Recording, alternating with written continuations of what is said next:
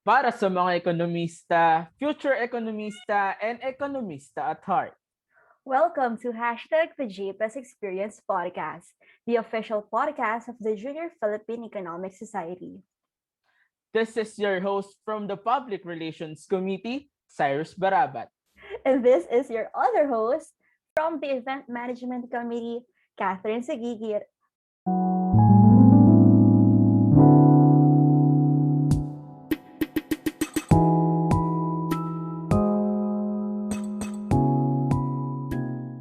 In today's episode, we will be talking about what is the essence of stock markets and how investments can help us in the future since the purchasing power of the consumers are very limited, especially in the time of a pandemic.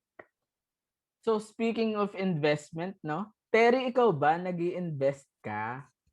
You know what? Hindi pa, pero I'm planning to start soon. Kaso wala pa ako masyadong knowledge about it. So siguro pag matuto na ako ng mga basics and stuff, siguro mag-start na ako.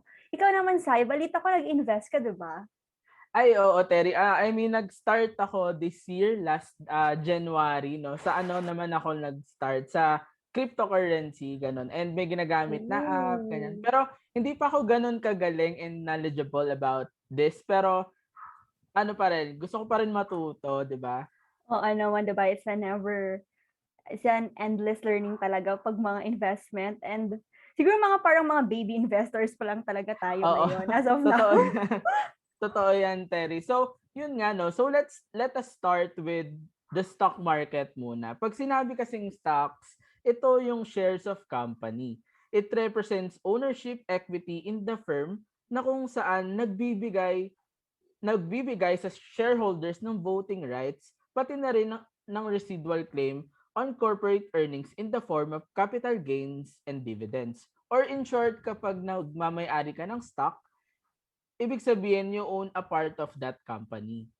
Yes, and we should also remember na doesn't mean pag you own a stock of a company for part of a company, automatically may voting rights ka na. It doesn't work like that. Parang may minimum or may requirement na part ng ownership ka talaga para you have the authority to vote. Also, when it comes to their prices naman, it is called stock prices, where prices are set by supply and demand in the market as buyers and sellers place orders. So ayun naman, when we talk about stock market naman, it refers to individual and institutional investors coming together to buy and sell shares in a public venue. Kumbaga parang dito nagtitrade or dito nagsasama-sama para bumili ng stocks.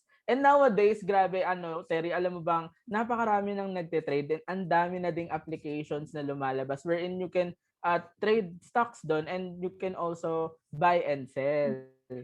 Ayun. Pero yun nga, Terry, since we are still under the pandemic and ang dami pang nangyayari sa mundo natin, ano ba yung mga nakikita mong situation natin? Alam mo, in general, Philippines is still in a recession phase. Pero little by little, we're trying to recover from the damages na ginawa ng pandemic last year. Lalo na last year, it was really bad. But this year, gladly, little by little, nag-open yung borders natin and nag-open yung mga ibang businesses. And napansin din natin na a lot of kids our age are starting to invest na din kasi, it's very important to start investing na din in such a young age. Pero, ayun nga, kagaya ng nabanggit mo na nasa pandemic nga pa rin tayo. And super limited talaga ng resources nating mga consumers. Do you think na since pandemic, important ang mag-invest?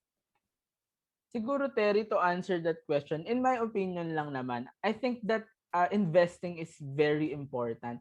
Although, hindi man tayo makapag-start ngayon kasi, yun nga, limited yung funds natin, but yung knowledge behind that, na dapat mag-start na tayong alamin kung para saan nga ba investing, ano nga bang makukuha natin dito sa pag-i-invest. And I think that one of the essential din naman talaga is pag-invest kasi magagamit natin siya sa future, di ba, Terry? Yes, that is true. It's very useful for us, lalo ng mga young economists, to be involved in the stock market. And dahil nabanggit na natin yung stocks, alam mo ba na may difference yung stock at cryptocurrency? So ayun Terry 'no, sa sa pagkakaalam ko ang pinagkaiba nung dalawa is yung stock kasi, yun yung ang binibili mo dun is the share of a company, gano'n. Habang ang cryptocurrency naman ay form of money ang binibili. And since napag-usapan na nga natin to further explain more on this matter, we have our lovely guest who will share her expertise when it comes to investing. So Miss Antoinette Aquino is a licensed financial advisor from PruLife UK. So let's welcome Miss Tony. Hi, Miss Tony. Hi, Sai, and to Terry, and to everyone that's listening. Again, thank you for having me on your show.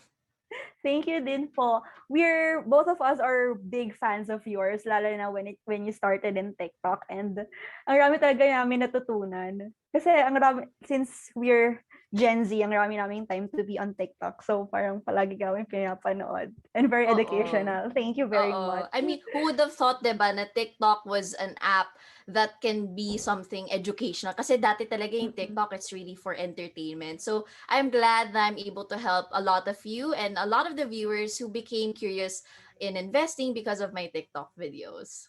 Yes. And I think that curious din lahat ng mga tao if why did you choose to become a financial advisor?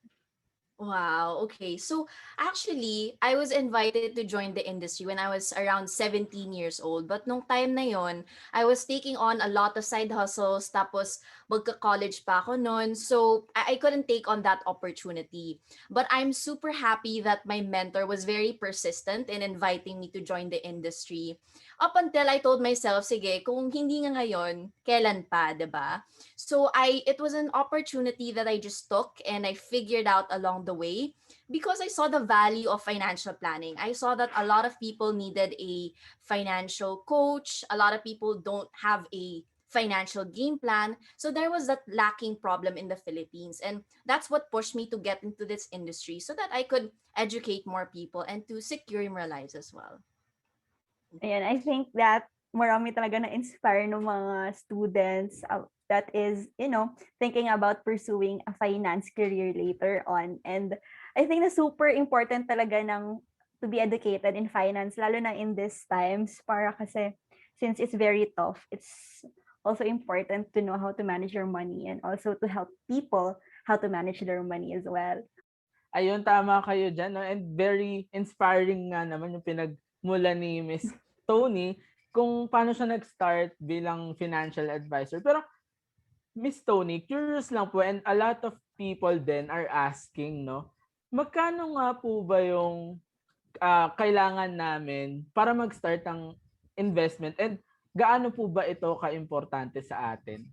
Okay, so let's start with the minimum amount. So there's that common misconception that you need a lot of money to start. And I guess it's because of what we see in movies, like yung mga Wolf of Wall Street, The Big Short, na ang lalaki ng capital and they have millions at their disposal. You see a lot of Wall Street bets and all of that. But actually, right now, brokerages and a lot of financial institutions found a way to lower the minimum amount just so that we could give more access to more Filipinos to invest. So there are investments where you can start for as low as 50 pesos already for mutual funds. But if you want to enter into the stock market directly, then there are brokerage accounts where you can start for as low as 1,000 or even 5,000 pesos. Ayun guys, sa listeners out there, nalaman na natin yung parang misconception nga naman na parang kapag mag-iinvest ka, kailangan natin ng super laking pera. Pero hindi talaga, guys. So, you have to take note of that. It's very easy pala to enter the investment world, no? Kahit kasi as a student, limited lang talaga yung money Mm. natin. Yeah, So, very parang may true. ability tayong makapasok din investing. So, Mm. natanong na din namin kanina to ourselves din. Pero we also want to hear from you, Miss Tony. Ano nga po ba yung importance of investing, especially in this time of a pandemic? Okay. So, I guess if you are planning to invest in the pandemic, you have to assess your financial situation first. Because if let's say, 'di ba, wala kang stable source of income and you do have wala ka pang established habit of saving, then you may want to develop that habit first. But if let's say you have a stable source of income, nakapag-build ka na ng emergency fund, and you have a certain level of knowledge already in investing, then you can take the opportunity to invest in the pandemic because during March of 2020, when the stock market crashed, a lot of people will see this as a buying opportunity because you're seeing blue chip companies, you're seeing big companies like Ayala, SM, Jollibee at very low prices. So if you had the money to invest at that time, then that would have been a good buy for you as well. So there's that opportunity in this crisis that a lot of people can take advantage of. Our listeners rather are now, they know how na gaano ka-important talaga ma-invest kahit pandemic. Kasi may mga misconception tayo na, pandemic hindi ba masyadong risky na parang tumataya ka ng masyadong masyadong, like super risky niya talaga kasi hindi mo alam if tataas or bababa yung Mm-mm. prices sa stocks and baka yung money mo na dapat sinave mo is mapupunta lang sa wala. Pero, it's Right. very important then to invest kahit if there's a pandemic or if wala I din agree. naman. I agree. And I guess the fear comes with the uncertainty because of course during the time where a lot of people lost their jobs, a lot of people were also losing lives. So, of course, it doesn't make sense at that time. Of course, if wala ka pang experience in the market to put your money there because there are some who need the money to get by, diba? To pay for bills. So, again, it goes back to the assessing of your financial situation. If let's say wala ka talagang job and hindi ka pa marunong mag-ipon, then the money that you invest in the markets should be money that you can afford to lose or money that you don't need in the short term. So like what I've mentioned, if nakapag-strategize ka na, if you have a plan, then the pandemic would have been a good opportunity for you as well. Ayun. So, kailangan talaga alam natin yung situation ng sarili mo and also ng situation na kinakaharap natin para, alam mo, para mas strategize nga kagaya nga nasabi ni Miss Tony. Pero, Miss Tony, curious lang po and eto din po, isa din to sa tanong ko dati nung hindi pa ako ganun ka alam dun sa when it comes to money in bank and investing. So, ano nga po ba yung pinagkaiba ng money in bank versus investing po? Okay. So the difference between the two is that when you're saving in the bank, then you're saving it in the hopes na ma-preserve mo lang yung capital. But even then, your money is still losing to inflation. So alam naman natin na yung interest rate ng binibigay ng mga traditional banks is just about less than 1%. You don't even feel it growing there at all, di ba? So if let's say you have a long-term goal of growing your wealth, then it doesn't make sense to put it in the bank because you're losing the opportunity to grow your money. Whereas if you invest your money, then you can expect returns higher than 4%. And at the same time, you could really be able to save for your retirement, save for major purchases, or your own financial goals. I mean, just like this quote that I remember, I forgot who said it, but he said, how many millionaires do you know were able to achieve their wealth by saving in the bank? Diba? So, sa bank, yes, you can use it if let's say you're gonna store your emergency fund, 'di ba? If you need short-term funds because it's easily liquid, it's accessible. But if you want to invest it, better yet, just put it into other investment vehicles that will make money work for you faster. Another thing is that the bank is PDIC insured. So, the Philippine Depositor Insurance Commission only guarantees to keep your money of 500,000 in case the bank closes, 'di ba? So, what if you have millions in the bank? Right? So, lugi ka talaga if all your money is in the bank. So, better yet to diversify it and to invest it as well.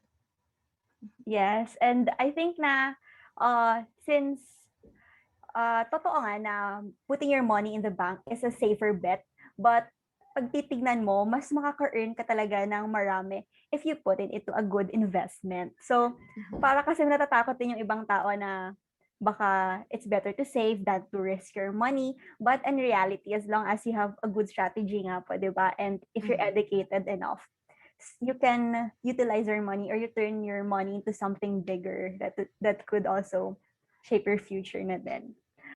ayun nga, 'di ba? Kagaya nga ng sinabi ni Miss Tony kanina na ah hindi natin talaga hawak ah if yung market natin will be essential ba or hindi. And I think that importante din natin na alam natin yung difference when it comes to putting our money into banks and putting our money into investments. Yes, definitely. And another thing is that, when you're investing, time is your best ally. It's going to be your best friend because the longer you keep your money invested, then the more time it has for it to grow. So a lot of the earlier investments have a better chance of seeing significant return on their investments, especially if they when it's time to withdraw their market. So while we're still in our early 20s, or for the others in their teenage years, now is our best time for us to accumulate more money, to accumulate more wealth. And that's why it's very important to start as early as you can. Since both of us po, Sai and I, are still, what do you say, baby investors or hindi pa kaming educated about investment, what advice or tips can you give us when investing? Okay, so before you start investing, that's also a very crucial part, because a lot of people ask me, what's the best investment? How do you invest? When do we buy? A lot of what's and a lot of hows, but not really the why. So it's very important that you have to determine your goals, your objectives first, before you start investing. So think about it. Are you in it for retirement? Are you investing for a major purchase? Or do you just want to park your money so it doesn't lose to inflation? So think of it. Are you investing for capital growth or for cash flow? And then after you've figured out kung ano yung goals mo, then you determine kung how long you want to invest, yung time frame mo. When do you intend to use the money? Because there are investment vehicles that are suitable for short-term investors. Meron mga investments na suitable for long-term investors. Kaya it doesn't make sense to, eto si Sai here, he mentioned that he invests in crypto. So, of course, you would put the money that you need in 1 year in cryptocurrency, diba? Because it's very volatile. So there's that concept called the principle of matching, wherein the investment vehicle should match your time frame. Hindi pwede na or 'di ba, if you're planning to invest for 10 years, would you put it in a time deposit in the bank? 'Di ba? No. So after that, then you determine kung ano yung risk appetite mo. That's the third step. So you have to determine your risk profile, because essentially you don't want to put your money into an investment that doesn't make you sleep at night. Diba? Like, I advocate stock investing a lot, but again, not everyone has the stomach for it. So you need to choose an investment that will match your own risk appetite. And then lastly, think about investments that you have great knowledge in. So the question that people always ask me, saan ba pwede mag-invest? Ano yung best investment? But I always say na you have to go for an investment that you understand, that you feel that you can be good in. Because there's no perfect investment. There's no such thing as a best investment, but there is an investment that works for you. So that's why, going back to our point earlier, it's all a lot about financial planning, a lot of financial assessment before you get and choose an investment for yourself. So that's what I would give to those who are about to start investing pa lang. They're yung mga baby investors, as you've mentioned. So ayun, I think na super important din when you start investing nga din pa, 'di ba? Mhm. To know your purpose on why you are going to invest. Kasi you cannot just enter the investment world na gusto mo lang yumaman or gusto mo Correct, lang correct. ng kumita, but you have to have a certain purpose on why you're doing it. And dapat match talaga sa personality mo and sa goals mo yung move na gagawin mo when you enter the investment world. I agree. I mean, 'di ba? There are definitely no shortcuts to wealth.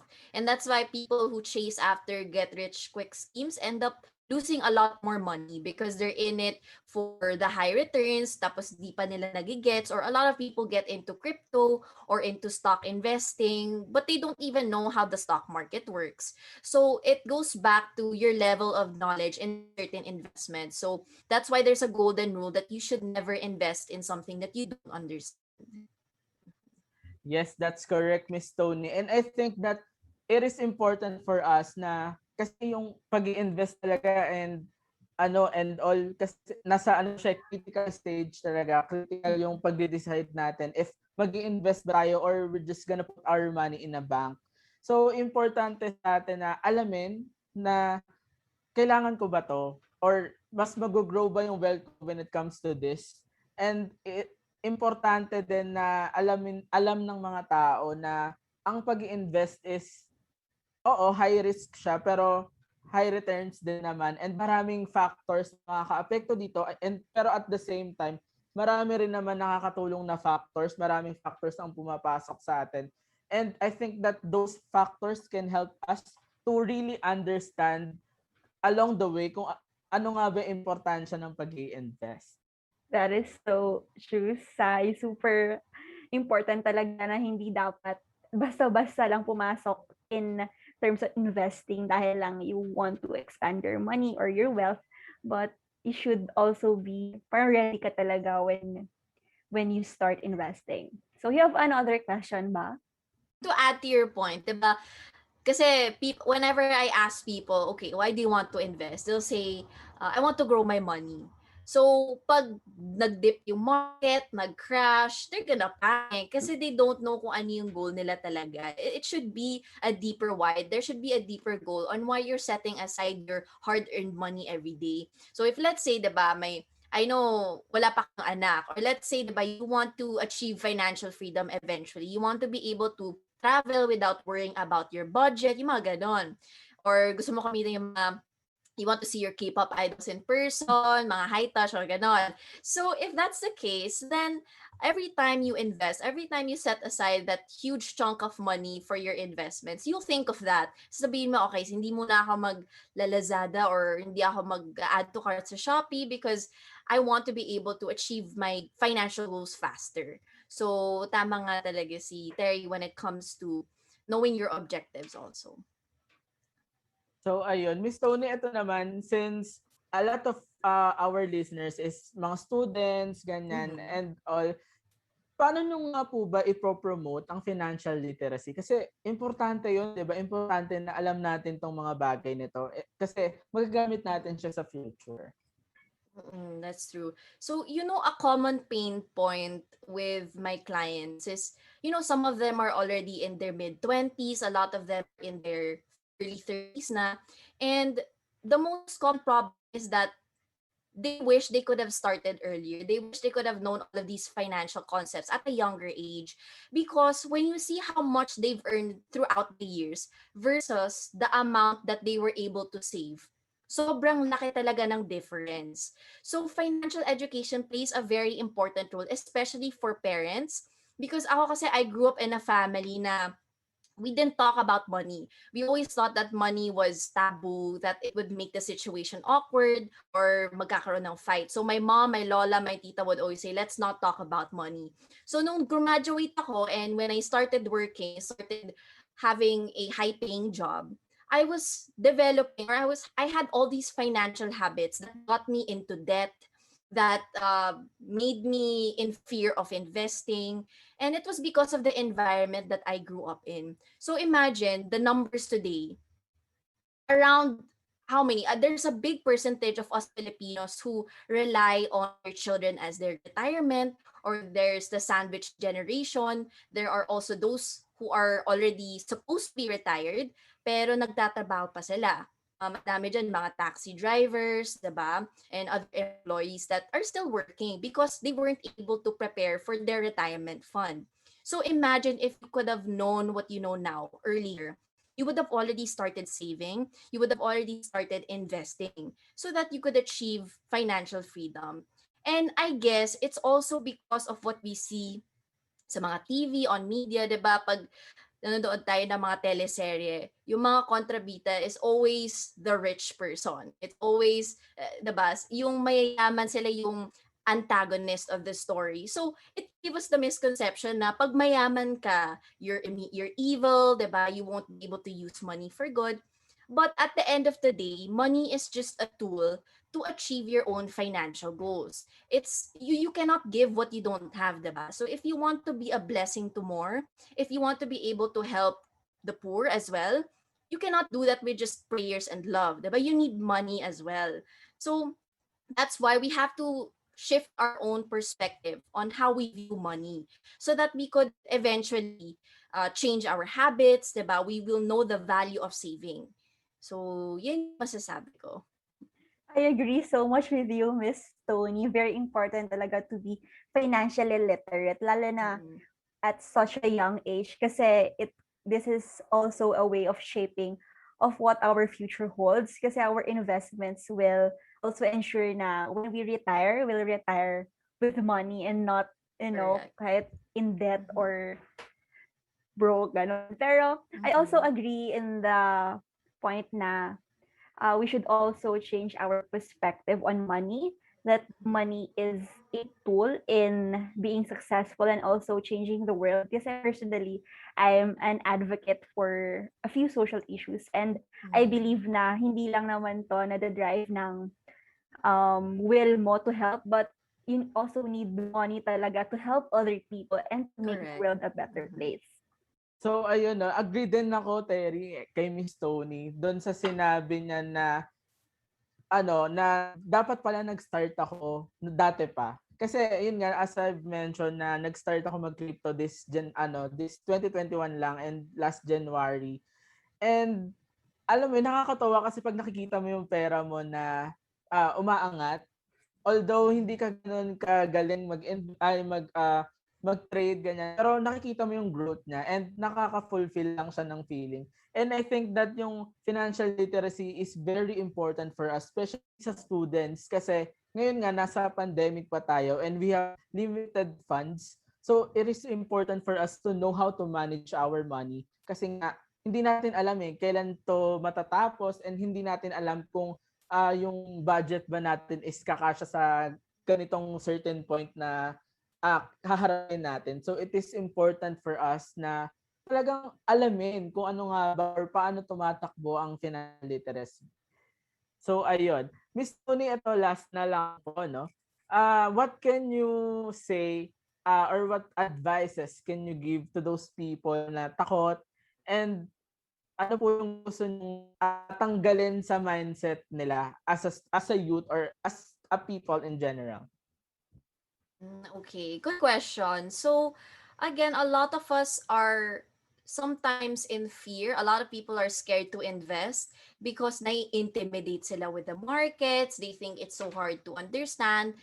So, I would say, you have to combat that fear with knowledge, diba? Because, of course, you'll naturally fear what you don't understand. So, go back to the investing basics. You know, I always say that learning about financial education is a privilege. Even though the information online is free, even though there are free webinars, still learning about it is still a privilege in itself. So imagine if you have access to the internet, if you have social media, you can easily learn about how the stock market works, cryptocurrency, real estate. You can also take advantage of the free resources we have online. And I guess it's really important to understand your financial foundation first. So that's going back to learning about your financial goals, diba? Do you think you'll be able to achieve your financial goal by working until 65? Because the concept is, yes, you can use your 9 to 5 job eventually to pay for your bills, but it's difficult to work your 9 to 5 up until you're 65 years old. So there's always that dream of being able to retire earlier, meaning to say retirement is not a function of age. It's actually a financial number, meaning to say if you retire you can still work, you have that freedom, but you're not working because you need to pay the bills.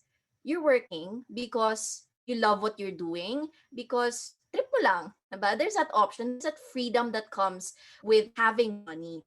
And a way to do that is, well, as soon as you graduate, as soon as you start your 9 to 5, learn how to set a portion of your income into assets. Put a portion of it into investments that will make money work for you.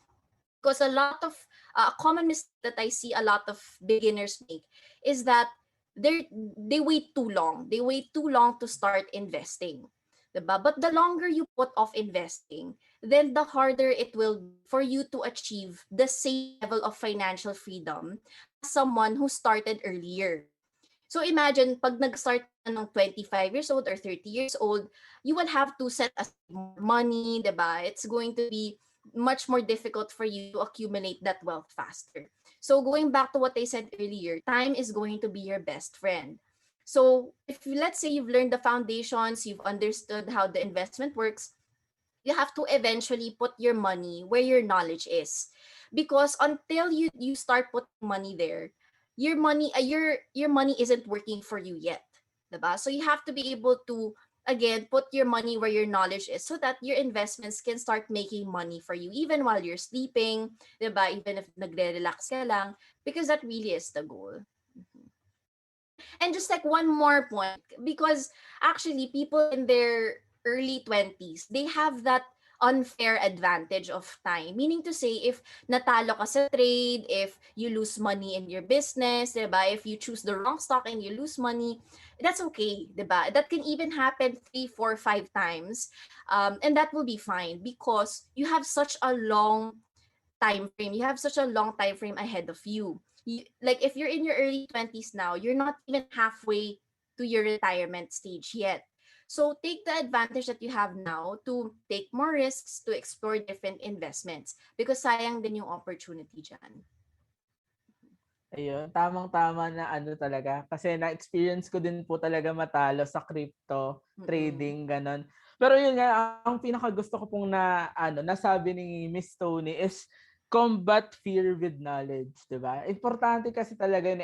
And now na nakikita natin yung situation natin, and a lot of us are very fearful kung saan parang natatakot sila, ay mag-i-invest ba ako? Ay mag-start ba ako ng ganito? Pero we have to put that mindset away kahit papaano and start thinking na if I invest now, 'di ba, makikita natin yung resulta niya in the future. Although hindi siya ganun kabilis, kasi nga sabi din ni Miss Tony na hindi basta-basta ang wealth and hindi siya basta-basta nag-grow. But eventually kasi makikita natin yung growth ng pinaghirapan nating pag-invest, and effort din na mag-isip kung paano nga ba natin 'to iha-handle. So ayun, Terry? I agree with you, Sai. Kasi noon, di ba, parang nung mga high school pa tayo, like super nakakatakot talaga to invest in stocks. Kasi nakikita natin kung gaano kadalas mag-crash din yung economy natin. And True, true. siguro natutunan ko din, one of the many things na natutunan natin with Miss Tony today is that we should replace fear with knowledge. Kasi investing is such a good I don't know, it's a good plan, lalo na if you want to be successful or you want to be wealthy in the future, and para ma-secure na din talaga yung future mo. And I think na yung mga listeners natin for this episode, there might be people na nag-invest na, meron pa yung mga Mm-hmm. hindi pa nag-invest. I'm sure na mas na-clarify or mas nawala yung takot nila when it comes to the idea of investing your money rather than saving it into the bank. Correct, correct. And I guess just to, hop on what both of you said earlier about combating fear with knowledge, it all goes back to investing in yourself first. Let's say, wala ka pang money to invest and you're still students, full-time students, no jobs. Then invest in yourself first to build that capital so that eventually when you do start earning money, you already know what to do with it. You already know how to navigate your finances. Alam mo na kung ano yung investment na pupuntahan mo first. Because in that case, you will prevent more losses, you will try to avoid financial mistakes because, di ba, you don't need to commit the mistakes yourself to learn na hindi pa dapat ganon. You can learn from the experiences of others, and it really helps when you have your own coach, when you have a financial mentor to guide you because they've been through it all. They've explored different investments, they've talked to different clients already. So ayun, if let's say you do want some guidance before you start, you don't have to do it all on your own as well. There are a lot of trading communities in crypto, in stocks, diba, in real estate that you can join in and maximize. Mm-mm. That is so true, Miss Tony. Kaya nga we're following your TikTok account kasi ang rami talaga na namin natutunan when it comes to investing. And we thank you a lot very much for being with us today and educating us and our listeners when it comes to investing. Do you want to plug your socials po to our listeners? Right. So I'm active on TikTok, of course, in yung most active platform ko. So it's Antoinette Aquino _. And then I'm also on Facebook. So it's Money Health Check. And we also have a Facebook community group wherein if you want to ask questions, there are a lot of financial planners, a lot of financial influencers who are also in the group who can accommodate to your questions if you have any. And ayun, I'm also active on Instagram. That's where I announce most of my public events and such. So it's Antoinette Aquino as well. Thank you, Miss Tony, and also thank you to our listeners. Yan, kung if you have other questions or if you guys want to learn more about managing your money, you can visit Miss Tony's socials and you'll learn a lot, I assure you. And thank you so much, Miss Tony, for guesting na sa podcast natin. So ayun, Terry, thank you for listening in today's episode. Share your thoughts and use hashtag the JPES experience whenever you post. And also, please support Junior Philippine Economic Society in our different social media platforms. In Facebook, Junior Philippine Economic Society. On Twitter, on IG, and Shopee at the JPES 1987, and also in our Spotify and YouTube accounts.